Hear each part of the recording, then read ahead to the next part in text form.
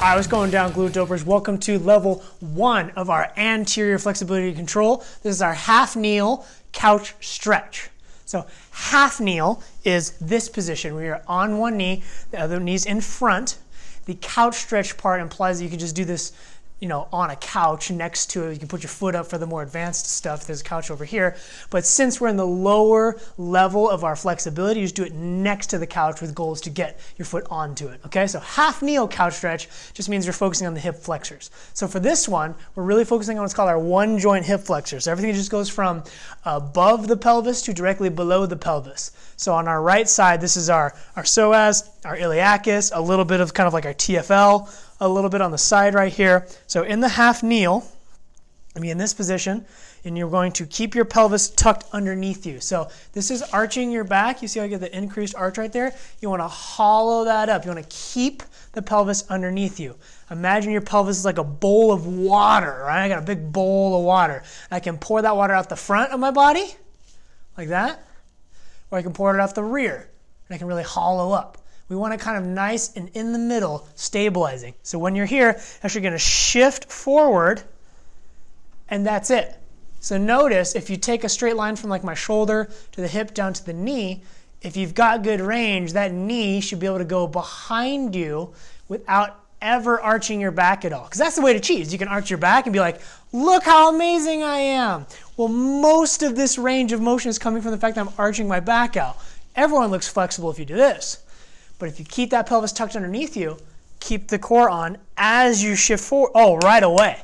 Because what this is going to do is it's going to stabilize your spine so that the psoas has a rigid place to start stretching from. It's going to start up here.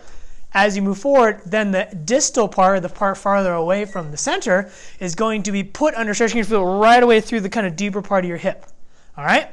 So that's half kneel couch stretch. You're going to shift forward.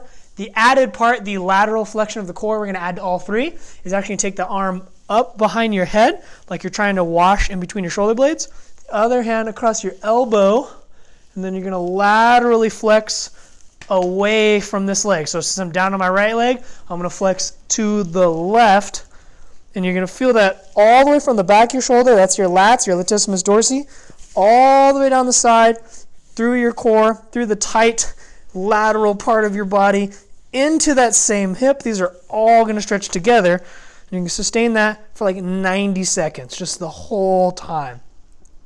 And mind you, the amount of stretch we're going for, if 0 is no stretching sensation, 10 is like, I'm going to rip my damn leg off, stick in the middle.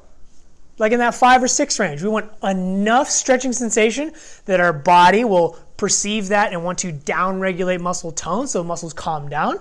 If we go too hard, it's perceived as threatening, like I'm ripping my leg off, I'm going to fight it. All right, so remember, we're changing the input to get a different output to the brain. The input we're going to give is a moderate level of stretch sensation so that the muscles will reflexively calm down so you can get more range of motion. Once you have more motion, more range of motion, you can get the joints a little bit further. Now we can go in and stabilize and strengthen and increase power production from those. But if you can't even get to the range to even work on this stuff, that's the lowest hanging fruit. So that's why we spend so much time, and that's the importance of becoming flexible and mobile, is not just to be bendy.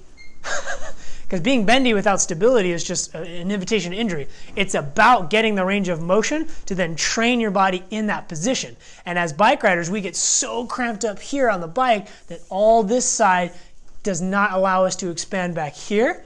And that's an invitation to injury and a lack of performance. Because as we can start opening up this direction, we now have more range to express both on and off the bike.